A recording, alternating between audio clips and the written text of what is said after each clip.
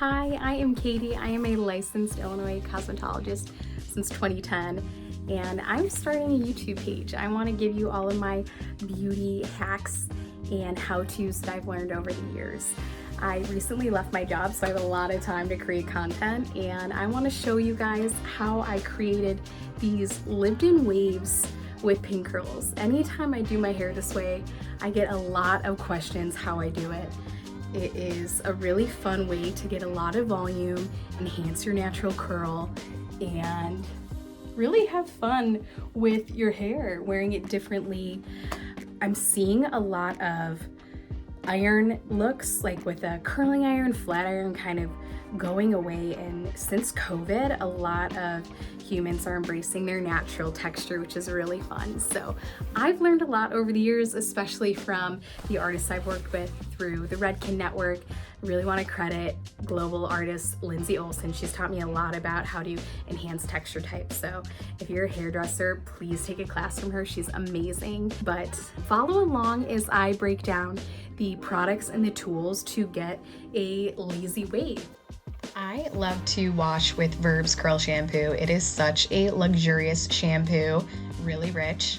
I typically follow that up with Verb's Curl Conditioner, but today I'm trying out Mizani's Rose H2O Mask. I loved it. Liberally apply all over your hands and then saturate from mids to ends. From here, I will detangle with a Tangle Teaser. I love this brush. It helps you get the most out of your masks by just coating your hair fully, getting all of the frizz tamed while you're in the shower. And when I'm out, I will use a leave-in conditioner and a paddle brush to detangle. Super important steps to prep your hair. And I will also set myself up for success by getting my part line secured. I wear center parts, so I'm just getting that set up here. So after you detangle your hair, use a leave-in conditioner, and I like to use a paddle brush to detangle. I also love these brushes from Cricut to detangle with. Either a big paddle brush or a small paddle brush is great.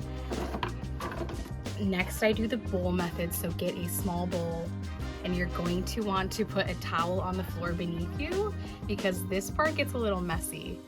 And start dunking your hair. You're going to literally get your hair sopping wet, and wavy hair needs this because it is a drier texture type. You need to lock in the moisture, and the water helps to lock in all of the products that you're going to be applying after your hair is sopping wet. So do the bowl method.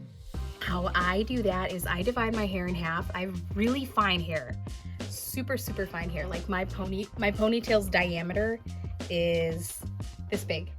So I'm gonna show you literally how voluminous that this diffused pin curl look can expand fine hair if you have wavy hair. So start by divvying your hair into two sections and dunk away.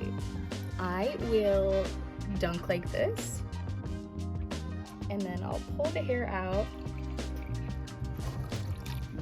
And now I will hold it over my roots so that my roots get wet as well. And I'll kind of press it against my head, and you want to hear a squishing noise. It's not wet enough, so I'm going to do another dunk. And now hold it over and just let the water trickle down at the root. Literally hear me squishing it. I used to do hair, so I'm just using an old color bowl I have. You can use a bigger bowl, but I just have these laying around, so I find it helpful. Pull it up, trickle down. You might want to do this like 2 or 3 times. Yeah, this process, it does take a long time, but it takes a long time when you blow dry and curl your hair as it is. It just feels a little more redundant when you're getting your hair sopping wet again just to dry it, but trust the process. Now that you can start to see the curl clumps forming, I am ready to apply my product. So I like to start off with this Verb mousse. And I will do a few pumps.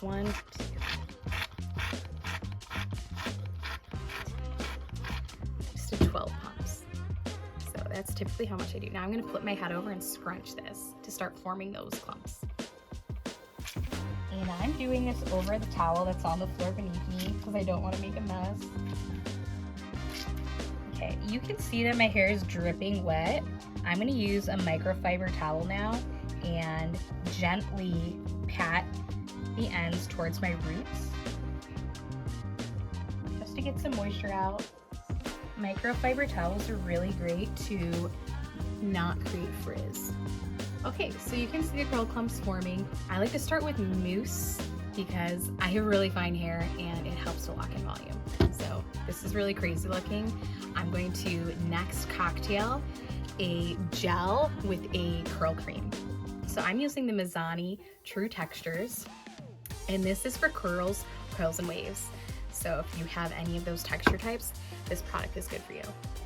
And then I'm going to cocktail this with True Textures Curl Enhancing Lotion, also for curls, coils, and waves. Mizani is really great. Their entire line is all about helping define texture types that are not straight hair. So if you have any kind of wave pattern in your hair, try out Mizani. It's not just for coily hair. Get some gel. Get a good amount. A good amount. When you cocktail products, you're just mixing them together. So I'm gonna put in my hand, mix them together. And now you're going to scrunch and really get your hair caked in product. This is going to help to create a cast so your waves will stay and give you a lot of volume. Yes, it will make your hair crunchy, but again, trust the process. After it's 100% dry, we're going to scrunch your curl cast out with serum and you will have beautiful shiny hair. So flip your head over and start scrunching away.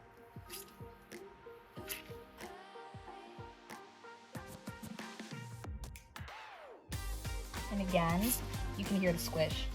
That means there's enough water content in your hair.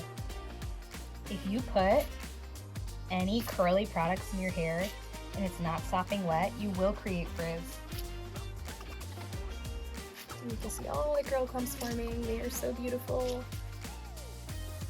So yeah, if you put gel, curl cream, or mousse in hair that is starting to dry, frizz will start to occur. You really want this water so your curl cast forms and you're getting your truest texture type.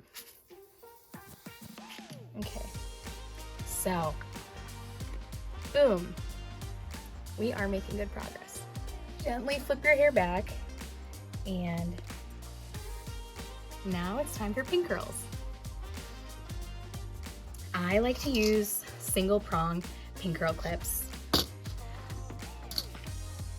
These are great for giving you more volume at the root or in areas where your curl type isn't as strong. So make sure your hands are coated in product before you start forming the pin curls. Again, it's because you don't want to create frizz. You need a lot of product if you're going to start wearing your hair wavy. So I'm just going to do pin curls along the part line. You can do your whole head if you want. I'm a lazy girl, so I'm just going to do along the part line. And I will start just picking up curl clumps along that part line. You can start anywhere. You can start in the fringe, you can start in the crown. I just kind of pick up clumps that look like they need encouragement. And this is a pretty big section. You just want to get 2 fingers and wrap the hair around. Leave it at your root. And place your clip. A section, 2 fingers. You can do 1 finger if you want the curls tighter, but I like them a little looser. Wrap it, hold it, get your pin curl clip, place at the root, boom. That's literally all you have to do. And this will essentially give you loose curls, like if you were wrapping your hair around a curling wand, but without the high heat. And it might take a few tries to get a good pin curl. Sometimes the ends like to sneak out. If you do smaller pin curls, they will dry faster. I'm doing big clumps because I am feeling like a lazy daisy. And secure it at the root. Boom. So I have one section fully done. I'm going to do the other side and repeat the whole process. Okay, so all the hair that's left out from this is called your parietal ridge down, I'm just going to re-scrunch because I want to reactivate that wave pattern. And my hair is still sopping wet, so I can do this. If it starts to dry, you don't want to manipulate the waves at all. And I'm just doing this because I want to find the straighter pieces that need some more curl encouragement. Okay, so now that my pin curls are all set along the part line, I'm going to diffuse the hair that's not in the pin curls with your traditional blow dryer and diffuser. I'm going to use it on high heat and a low speed because the higher this blow dry airflow, the more frizz you're going to create. And then I'm going to sit in my hooded dryer and dry the top. I know you could just fully air dry this, but I am impatient, and Hot Tools makes a really cool hooded dryer. If you have a space in your house, buy one. I'm gonna show you mine, and the process is really great. It has an ionic setting, it has a high-low heat setting and a high-low speed setting, and you can just sit under there like you're in an old school beauty shop, and it's really relaxing actually. So here's my hooded dryer. I love the Samvia Pro Ionic Light Dryer. It is literally a pound, and I've had this for 6 years. It's so great. It's really small and compact, and it has a really long cord, so highly recommend this blow dryer. You can see I'm getting all of my hair in the bowl of the diffuser, and now I'm twisting it. The twist just gives you an extra added curl because you're essentially adding a spiral to the curls. So if you have a lazy wave and you need more encouragement, do that. Okay, so my biggest tips for diffusing, these are little frizz makers. While you're diffusing, keep your hands out of your hair as much as possible. If you have a uniform curl pattern, you can diffuse all over and skip the pin curls, but if you want a little bit more defined curls at the root, do the pin curls. Highly recommend. You'll see when I'm all done. And you can oscillate with the blow dryer, so that just means moving the blow dryer around the curls to get that heat and airflow. You can just do a bounce, and if you want even more curl encouragement, twist the diffuser while your hair is in the bowl and just hold it there. You want to diffuse your hair until it is 100% dry, or air dry it. And now that my hair under my parietal ridge is dry, I'm going to sit under my hooded dryer and dry the top.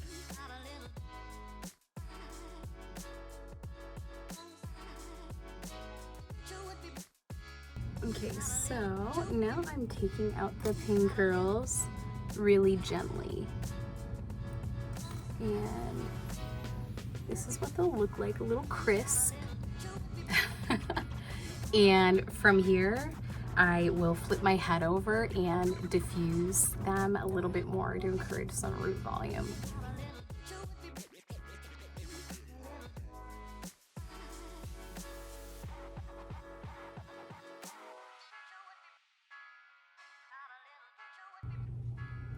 So some of them might be a little crazy, and you can just kind of pull on them if they are a little boingy.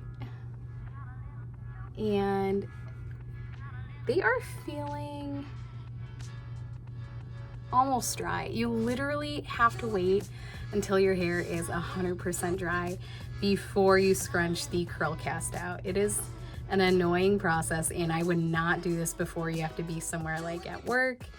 I do this like solely on the weekends, or if I have like a 2 to 3 hour window, but the results are beautiful. All right, I am ready to break my curl cast up. My hair is a little crunchy, but it's pretty soft. It looks a little 90s crunch. So take your favorite serum and liberally coat your hands with it. Right now I'm using the Goldilocks Signature Serum. Redken has really great serums. You want to get a lot in there. Fully coat your hands and flip your head over and scrunch. And scrunch for like a couple minutes, like maybe a minute or two. And this is breaking up the curl cast, making your hair really soft, really touchable. Okay. Yay. Next, you gotta deal with these roots. My recommendation is to start with the tail comb, and I will just coat it with the serum and start to break up the curls again. Starting at the root, just like dragging it down. Just gives it more of a natural look. You want to focus at the root, on top of your head.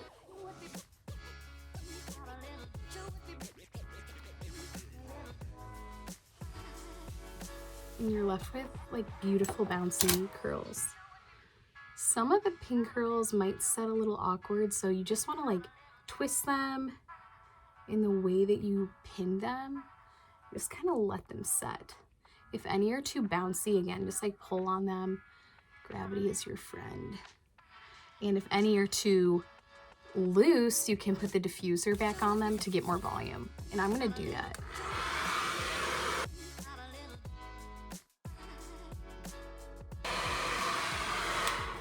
Heat is your best friend when you're diffusing, and when you're doing any kind of wet styling. It can reactivate the wave pattern and give you a lot of volume. So don't be afraid of the diffuser. See how much volume I just got from that? So try to get the curls, manipulate them how you want them to lay. And if any of the curls are too tight, just really slowly break them up, crack them open, and get them to lay how you want. You can also go in with a pick and pick your roots out if there are extra part lines. You literally just go in there and drag it out, and drag it out, and drag it out. That's what you would do with the pick. So I'm liking how this is looking, and I could finish this off with a sea salt spray or a really lightweight hairspray. I really like Redken's hairspray. It is the Triple Pure hairspray. It's really lightweight.